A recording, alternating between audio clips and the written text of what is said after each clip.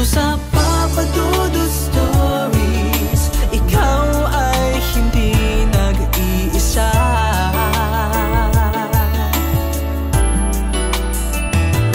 Dito sa Papa Dudut Stories, may nagmamahal sa'yo. Papa Dudut Stories, Papa Dudut Stories, Papa Dudut Stories.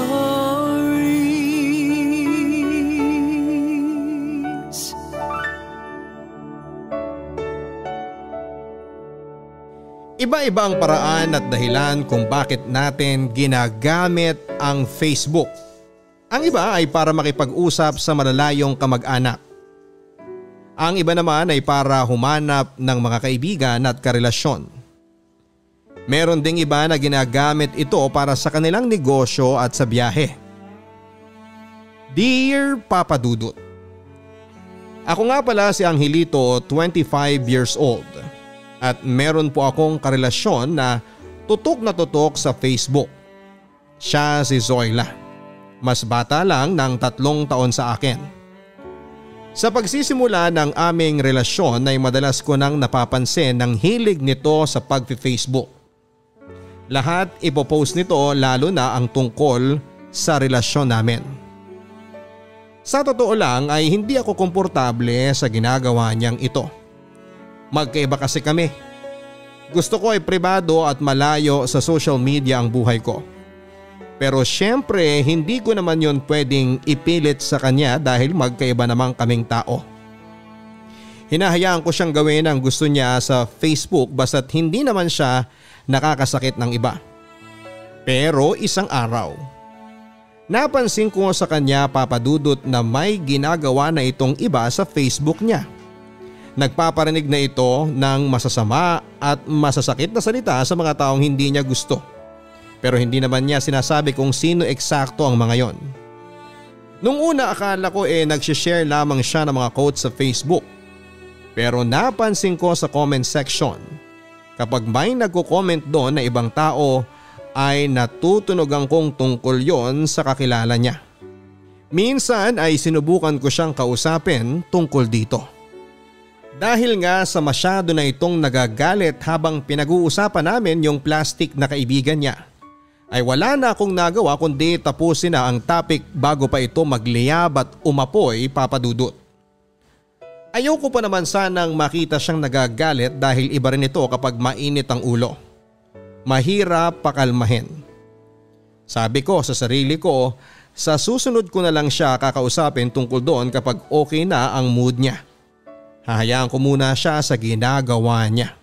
Hahanap ako ng tiyempo kung saan hindi siya galit at pwede ko siyang pagsabihan, pero mukhang malabo dahil sa tuwing may kaaway ito ay laging mainit ang kanyang ulo at syempre diretso ito madala sa kanyang Facebook para magparinig. Tulad na lamang noong pagkakataon na may nakaalitan itong kamag-anak. Sa akin ito nagsabi ng nararamdaman niyang galit. Alam ko na perfect timing na sana ito para sabihan siya pero grabe yung galit niya. Kaya as usual wala naman akong nagawa kundi ang pakinggan na lamang siya. Pero sinubukan ko naman siyang pasimplihang payuhang muli pero mukhang hindi umepekto. Natahimik na lamang ako, Papa Dudut. Kapag gano'n na ang sigaw niya, alam kong kailangan ko nang umatras at tumiklo. Lumalabas na naman ang pagiging alpha nito kaya naman alam kong kailangan ko munang promeno.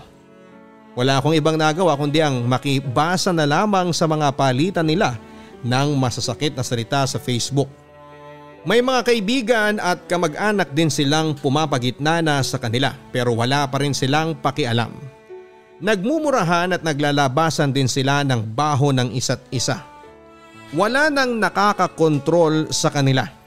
Napapailing na lamang ako dahil alam kong pinagpepiestahan at pinagtatawanan na sila ng ibang taong nakakabasa ng away nilang yon. Ako na mismo yung nahihiya dahil may mga kamag-anak din akong friends ni Zoila sa Facebook. Kaya mas lalo akong kinakabahan. Paano kung nabasa nila yon? Ayoko namang bumaba ang tingin nila kay Zoila dahil kahit gano'n naman siya mahal ko siya. Pero Papa Dudut, alam kong sobra na siya.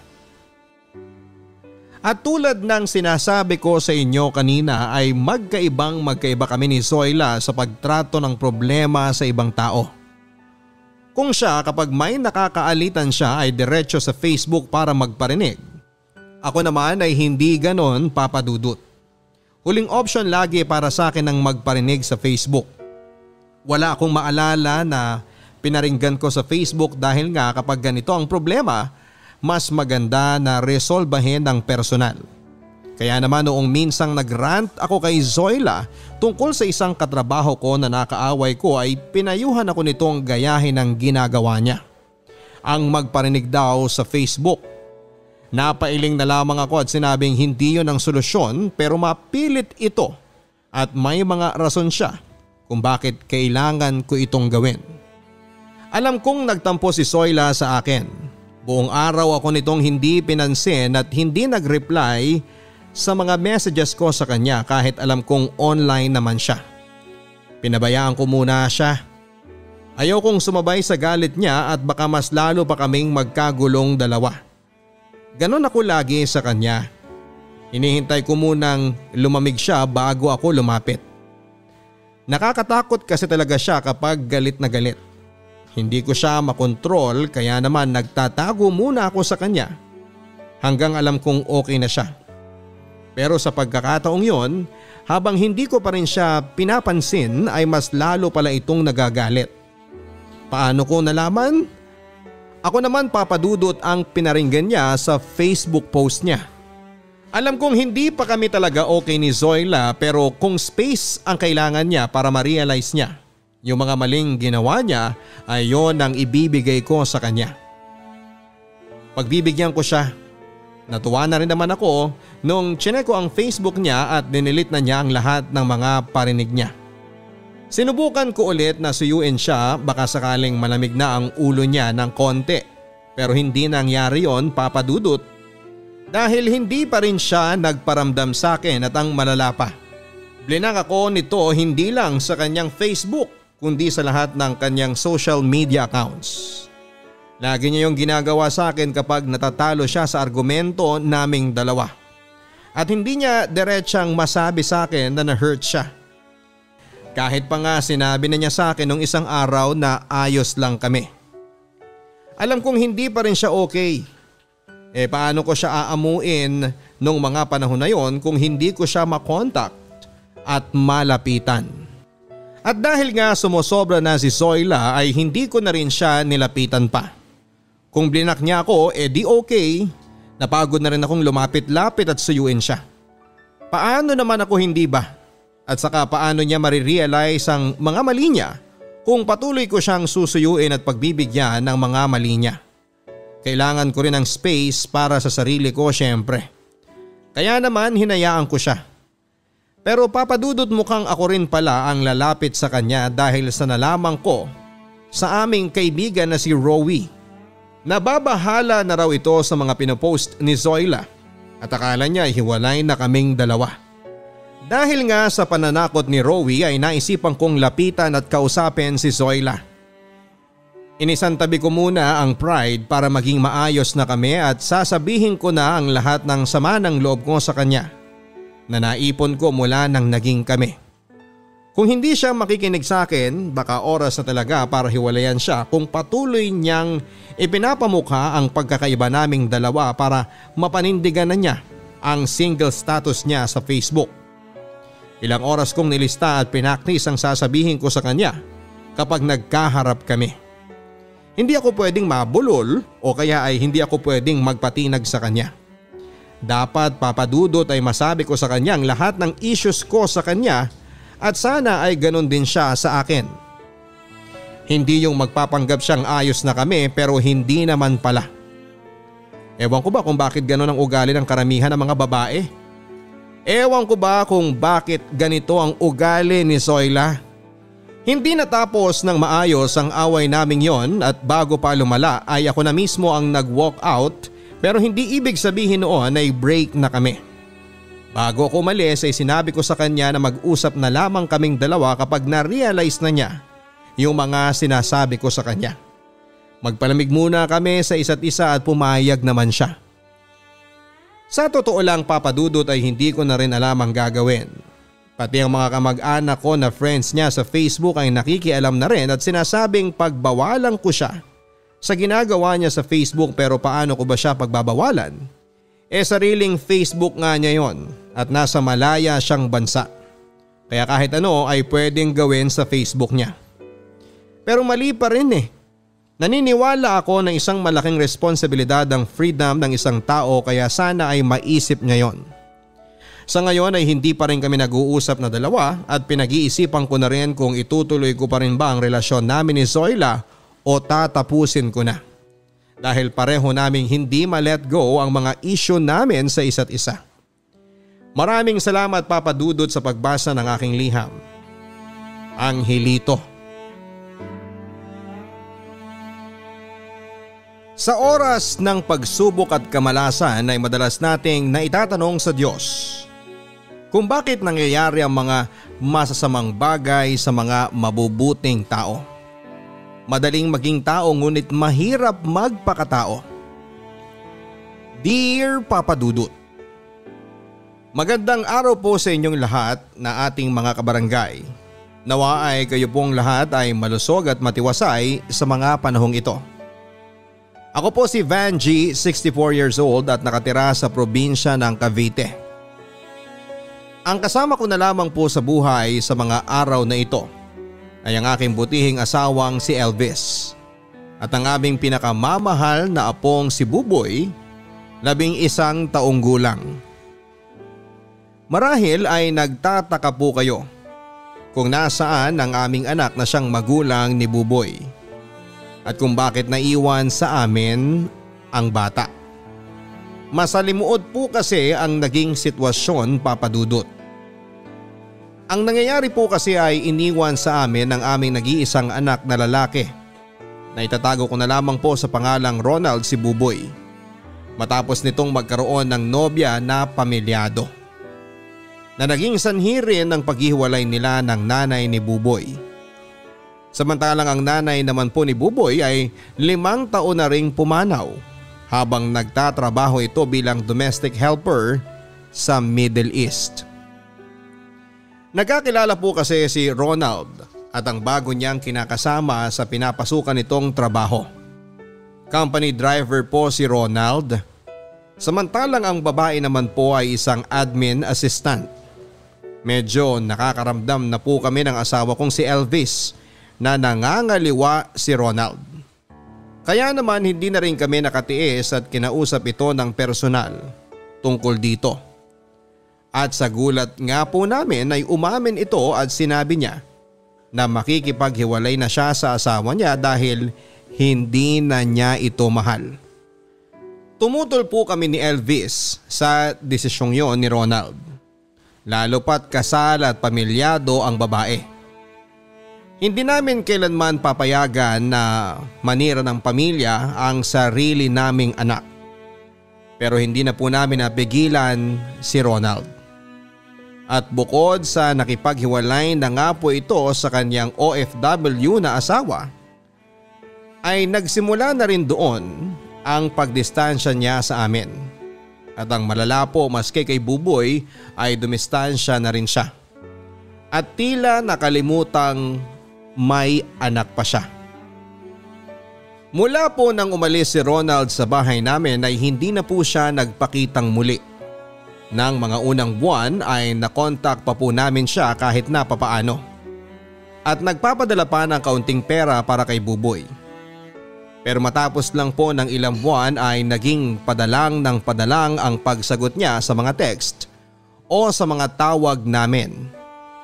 At kinalaunan ay hindi na nga rin po nagpapadala ng pera at tumigil na rin sa pag-contact sa amin. Sa makatuwid ay iniwan na po sa amin ni Ronald ang anak niyang si Buboy. At para na nga pong nakalimutan na may anak pa siya. Pero sa totoo lang, Papa Dudut, ay hindi na po namin nakitang umiyak si Buboy sa pag-iwan ng ama niya sa kanya. Tama nga po si Ronald. Malayo ang mismong anak niya sa kanya. Kaya siguro'y parang estranghero na lamang ang turing din ito sa tatay niya. Mula po kasi nag-abroad ang asawa ni Ronald ay tila nagbuhay binata na rin ang anak namin. Bata pa po kasi yon, ay may pagkapabling na at maraming mga babae. At nung nabuntis niya nga po ang nanay ni Buboy ay parang napilitan din siyang maging ama rito. Kaya maski sa responsibilidad ay nanay na ni Buboy ang umako sa lahat. Kaya naman po dahil na rin siguro para makabawi ng kahit na papaano sa mga kasalanan ng anak namin sa mag-ina niya ay sinubukan namin ni Elvis na maging mabuti at mapagkalingang lolo at lola sa bata. Nang tumagal ay nasanay na rin po kami na wala si Ronald sa aming pamilya. Nasanay na rin po kami na kaming tatlo lamang sa buhay. Si Elvis, ako at ang apo naming si Buboy. Malaki din pong kawalan sa totoo lang sa usaping pinansyal ng pumanaw ang nanay ni Buboy na OFW. Noong nasa Middle East pa po kasi ito ay nakapagpapadala ito ng 10,000 buwan-buwan para lamang sa mga panggastos at sa pagpapaaral kay Buboy. Kaya na-enroll pa namin sa maliit na pribadong eskwelahan ng bata. Kaya nang pumanaw po ang nanay ni Buboy ay namroblema po kami ng husto kung paano namin itatawid ni Elvis ang pag-aaral ni Buboy. Lalo pat fishbowl vendor lamang ang asawa ko. At ako naman po ay nagtitinda lang ng banana Q at iba pang mga kakanin. Hanggat maaari, Papa Dudut, ay ayaw din po sana naming ilipat ang bata sa public school dahil alam naming mas matututukan ito ng mga guro sa kanyang pag-aaral dahil iilan lang silang estudyante sa kanilang klase. Matalinong bata po kasi si Buboy, Papa Dudut. Sa totoo lang ay nagmana nga po ito sa nanay niya na matalino rin. Pero dahil sa kahirapan ng buhay at dahil hindi nakatapos ng high school ay nag-OFW na lamang po para maging kasambahay. Ayaw po namin na masayang lang din ang talino ng bata. Kaya't humana po kami ng paraang mag-asawa para makapagpatuloy si Buboy ng kanyang pag-aaral sa pribadong paaralan. Kung saan-saan po kami lumapit at sa awa po ng Diyos ay pinalad naman po kami na makakita ng isang organisasyon na nakapagbigay ng scholarship kay Buboy hanggang sa high school. Nang pumalo po ang taong 2020 at nagkaroon nitong pandemya ay nahirapan din po kami ng husto sa aming kabuhayan, Papa Dudut. Ang asawa ko po ay hindi makalabas para magtinda ng fishball. Lalo pat hindi naman po talaga sa amin ang mga gamit at supply dahil tauhan lang naman po ang asawa ko ng isang negosyante.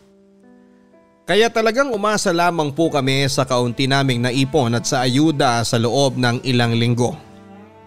At nang tumagal na ay sa pagbabanana Q ko na lamang po kami umasa. Na hindi rin naman po naging kalakasan ng benta dahil kapos din ang aming mga kapitbahay. Ngunit ang naging malaking pagsubok po talaga sa amin ay ang pag-iisip kung paanong hindi titigil si Buboy sa pag-aaral. At dahil po kasi sa pribado itong paaralan nag-aaral ay tuloy pa rin ang kanilang pasok sa distance learning. At dahil din po dito ay kailangan din ng computer o tablet para maka-attend ng mga klase si Buboy online. Bagay na wala po kami, Papa Dudut, sapagkat simulat sa pool ay sa computer shop lamang po at sa library ng eskwelahan ni na Buboy ito nagre-research at nagpiprint ng mga assignment. Sinubukan din po namin na lumapit sa organisasyon na nagbigay ng scholarship kay Buboy. Pero kapos din sila sa budget dahil lahat ay naapektuhan ng pandemya. At ang dami rin sa kanilang humingi ng tulong. Ang nabigay lang po nila ay ilang internet load cards na pantulong sa pag-online learning ni Buboy. Kinausap ko po ang aming kapitbahay na si Melba na nagsimula na rin po ng online selling ilang linggo matapos magsimula ang lockdown. May edad na rin po ang kapitbahay naming si Melba kaya wala rin po siyang alam masyado sa internet noong simula. Ang anak niya po ang palaging mahilig sa internet dahil naglalaro sa cellphone. At noong nagkaroon na nga po ng pandemic ay nagkaroon din naman ng silbi ang pagkababad ng anak niya sa internet dahil naturuan siya kung paano magbenta sa online. Dati pong nagtatrabaho bilang janitress si Melba sa isang restaurant.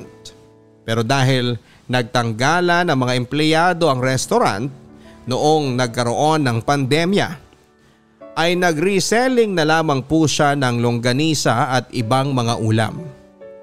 At sa awa nga po ng Diyos, Papa Dudut, ay parang mas umangat-angat pa ang estado ng buhay nila kumpara sa dati dahil naging malakas po ang kanyang pagbebenta. Dahil mahigpit na ipinagbabawal pa rin po sa aming barangay ang lumabas at bumisita sa ibang bahay, ay naging primerang komunikasyon po namin ni Melba ay text at tawag. Tinawagan po siya at sinabi na naghahanap kami ng murang tablet na maaaring magamit ni Buboy sa kanyang online class. Sabi ko ay kahit na second hand lang basta maayos pa't gumagana. At ang budget na binigay ko, laking pasasalamat po namin sa Diyos sa kabaitang ginawa ng kapitbahay naming si Melba. Bukod sa tinulungan niya po kami na humanap ng tablet para sa apo naming si Buboy na magagamit sa kanyang online class, ay nagbigay pa po siya ng 1,000 na pandagdag sa aming budget. Alam ko pong tulad namin ay hirap din sina Melba sa buhay at ngayon lamang guminhawa ng kaunti. Kaya't ang pagbibigay niya ng 1,000 sa amin ay alam kong medyo may kurot din sa kanyang bulsa. Kaya naman gano'n na lamang ang aming pasasalamat sa kanyang kabutihan at sa kabutihan ng may kapal. Agad po naming chinek ang mga impormasyon ng mga binigay ni Melba na mga nagbebenta ng tablet online. Mga 6 po siguro yon. May mga second hand at merong mga brand new. Dahil na nga rin po sa abiso ni Melba na bumili ng bago at hindi second hand ay napagpasyahan po namin na kontakin ang 2 nagbebenta ng brand new na tablet. Ang una po namin kinontak ay sinabihan kami na naubusan na raw sila ng stock. Kaya't ang kinontak na lang po namin ay yung isa na mas mahal ng kaunti ang presyo. At agad naman po itong nag-reply sa amin at binigay ang instructions kung paano namin mababayaran ang makukuha na tablet. Ayon po sa nakapost sa online ay nasa Cavite rin ang nagbebenta ng tablet, Papa Dudut.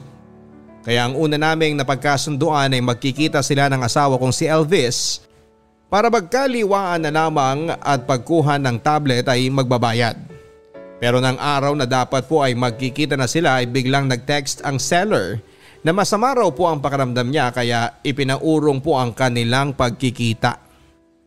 Pero kinabukasan din po, agad ay nag-text muli ang seller at sinabi na naubusan na rin siya ng stock dahil meron daw bumili sa kanya ng bulto at kinuha din kaagad. Kaya't ang naging susunod na usapan ay kumuha lang daw kami diretsyo sa supplier niya sa Ilocos at ipapadala na lang sa amin sa Cavite ang tablet. Magdagdag na lang daw kami ng kaunti para sa shipping ng gamit. Nag-iba na po ang kutob namin sa seller sa puntong yon, Papa Dudut. Kaya naman naisipan namin na i-cancel na lamang ang order namin at sa iba na lamang kumuha. Isa pa ay puro text lang kami nagkakausap. Pero nang sinabi po namin na ika-cancel na namin ang order ay bigla na po itong tumawag at sinabi na hindi niya po kami niloloko. At para nga daw po mas maging komportable kami ay ililibre na raw po niya ang shipping. Medyo gumaan na po ang pakiramdam namin sa puntong yon. Pero siniguro pa rin po ng aking asawa na si Elvis na hindi kami lolokohin lang. Kaya't nag-down payment lang po kami muna. At nang may padala na ang tablet ay hihinga namin ng track number ang taong nagpadala.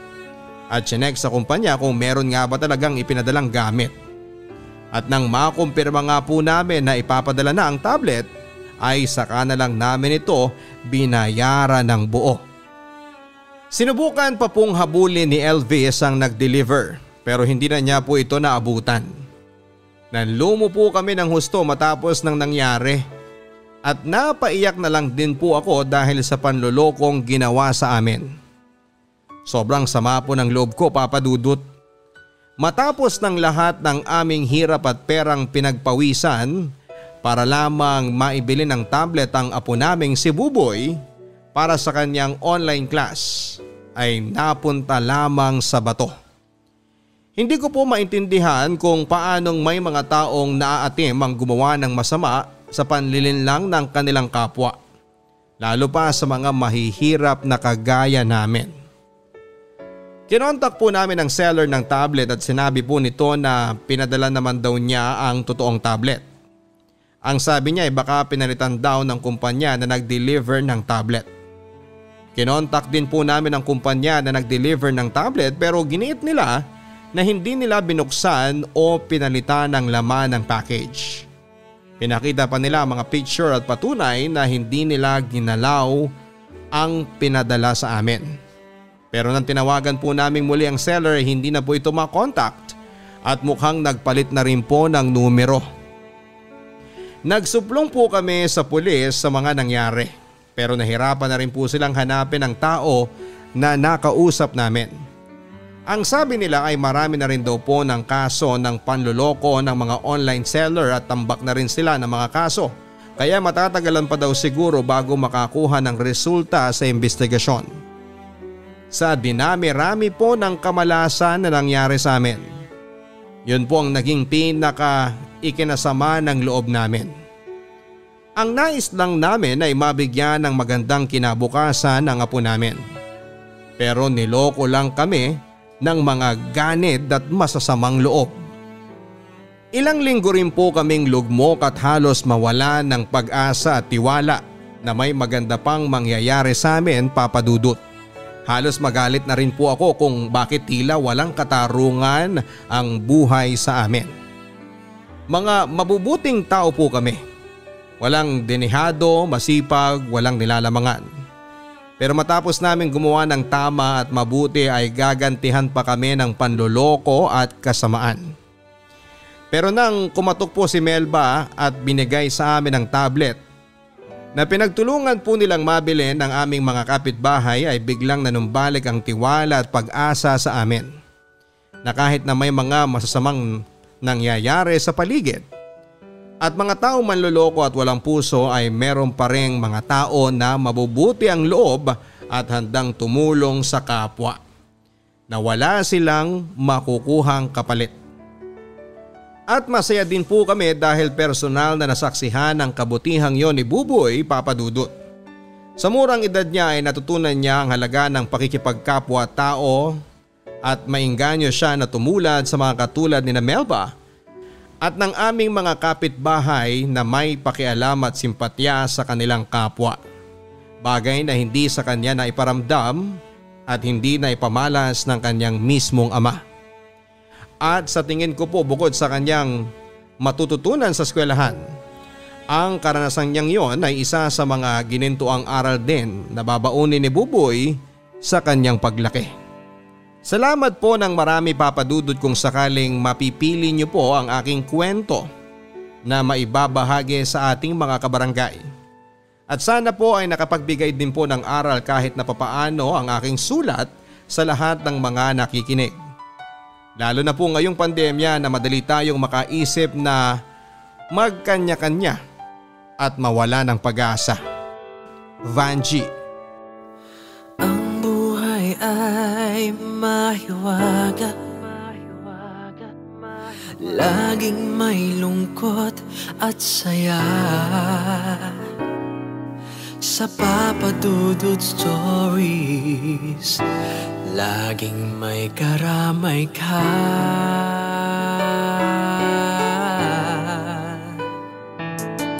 Mga problemang kay bigat, dito ay pakikinggan ka. sa Papa Dudut Stories. Kami ay iyong kasama dito sa Papa Dudut Stories. Ikaw ay hindi nag-iisa.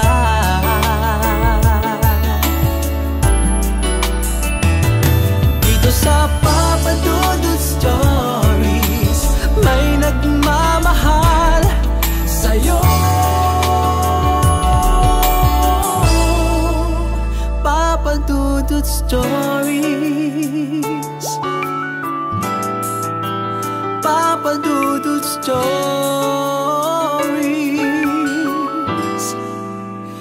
Papa Dudut Stories.